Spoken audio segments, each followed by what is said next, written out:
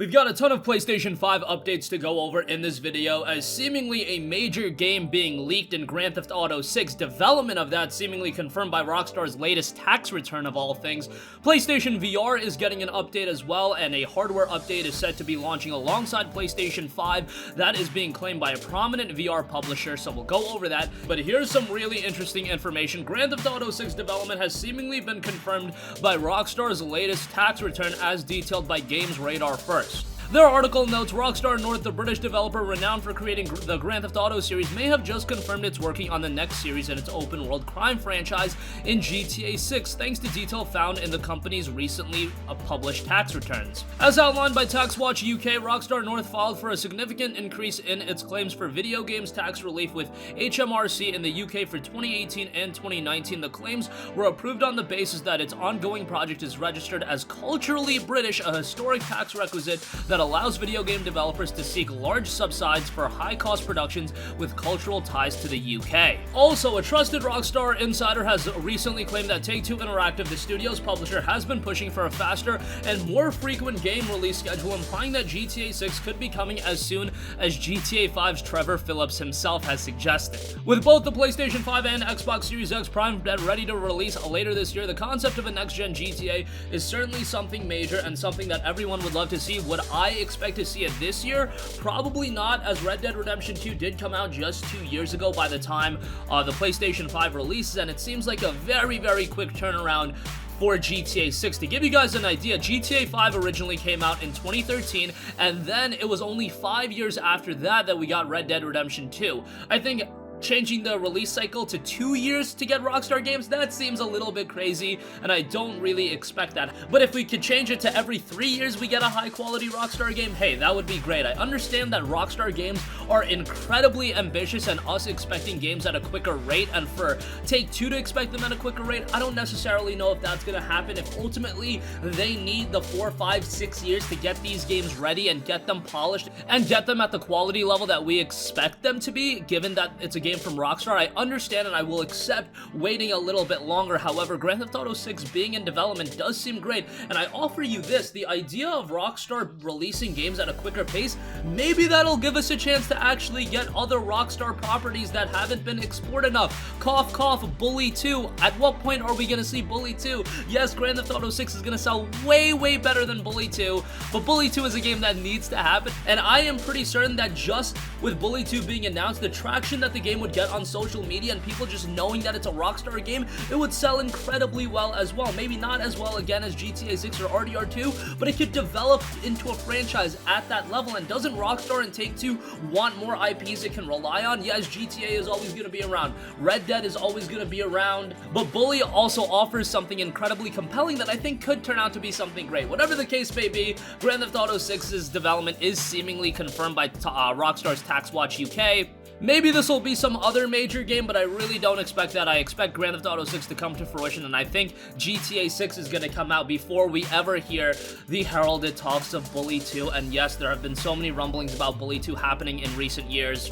Whatever the case may be on that, GTA 6 would still be a massive game, and that would be a game that if it was next generation exclusive, it would obviously be selling a lot of people on the PlayStation 5 and Xbox Series X, even if it's not a game that drops at launch, and I don't expect it to be a cross-generational title. I think Rockstar is confident enough, and Take-Two as well, that if they put it on next generation platforms, if it sees a facelift, in terms of presentation and scale, it is going to be a massive release. And also do keep in mind that Rockstar isn't the type of studio that I don't believe that they're going to be releasing 3 games in a console generation. They did do it back for the 360 and PS3, but do keep in mind that GTA 5 came out very late in the console cycle, and at this point, games being so much more of a bigger undertaking at the terms of scale and presentation, it does take a little bit longer to develop these games versus what we were getting in, 2008 to 2013. 2008 we had GTA 4, then 2010 we had RDR2.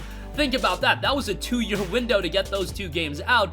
The window between GTA 5 and RDR2, taken up all the way to 5 years. So that is a massive jump and a massive increase. And the only way they kind of closed the gap on those releases was by offering a GTA 5 upgraded version on PlayStation 4 and Xbox One, and that's just, you know, offering a little bit of a facelift, nothing major. So even if it is that Take-Two wants games at a more frequent basis, I don't think they're going to be able to do that, not at the quality level. And at what point do you draw the line of, hey, this is the quality level we can offer, but this is the amount of time that we also need to develop these games? That's something that definitely is going to be a debated upon point. Some people want to see games at a quicker pace. Other people say, hey, there's a lot of other games to play. Let's give Rockstar some breathing room and let them take as much time as they need to develop these games, because they are incredibly polished, incredibly high quality, and just to keep it simple, incredible games. But I could see GTA 6 coming out in 2021. 2020, however, seems highly unlikely. Alright, also moving on from that, some more PlayStation 5 talk. PSVR hardware update to launch alongside PlayStation 5, claims prominent VR publisher.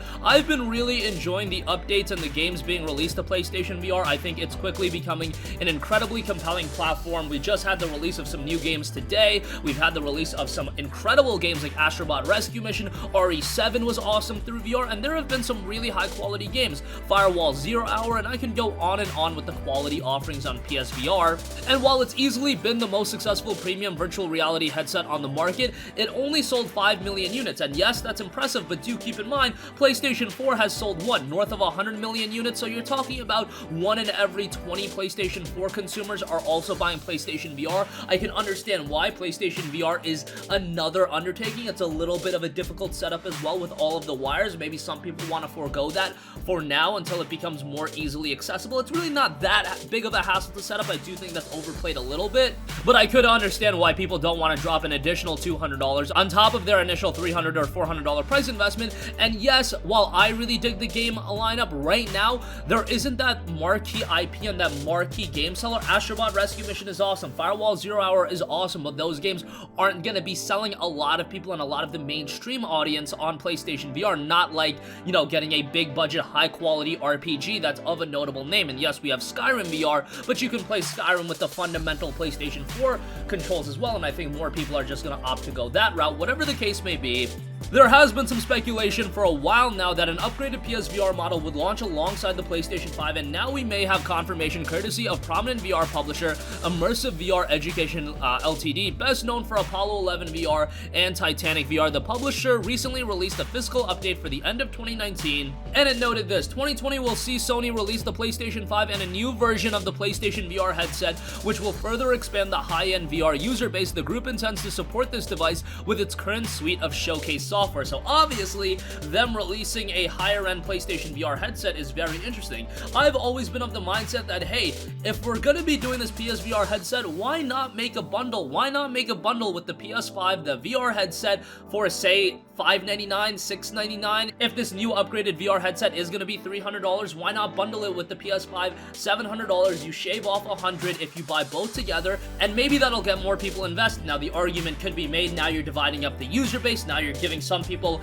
a VR headset, but at the end of the day, these VR games are different than your regular PlayStation 5 games, and the regular PlayStation 5 games are still probably going to be at the forefront, so I don't really think that's a major issue. And as mentioned, this isn't the first murmur we've heard of a new VR headset. Back in March of 2019, PlayStation executive Dominic Mallinson hinted there might be multiple PSVR 2 models in the works, which could include new features like wireless connectivity, which is something that is so major. I think if we get wireless connectivity, that's going to sell a lot of people on the VR headset, and then also features like gaze tracking.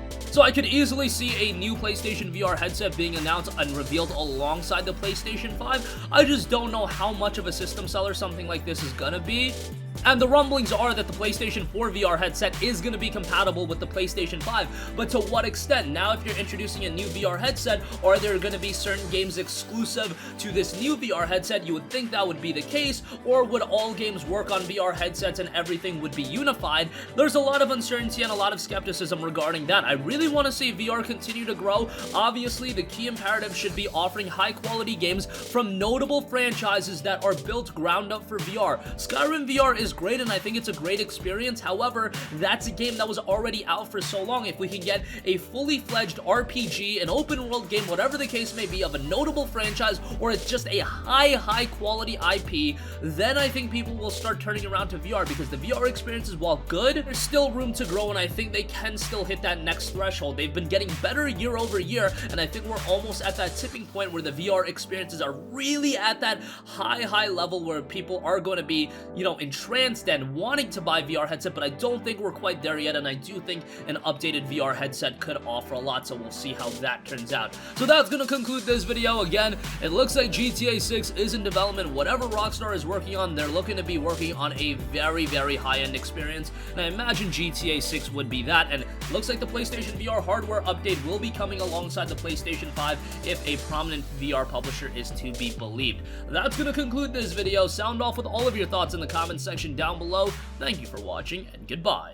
Hey guys, we hope you enjoyed the video, and if you did, make sure to hit the subscribe button, and if you're already subscribed, do us a favor and hit the bell icon. This way you'll be notified whenever we post a new video. That's the best way to keep up with all of our uploads, and we usually try to upload 2 videos a day. And with the bell icon hit, you'll be notified whenever we do upload a video. As always, thanks for watching.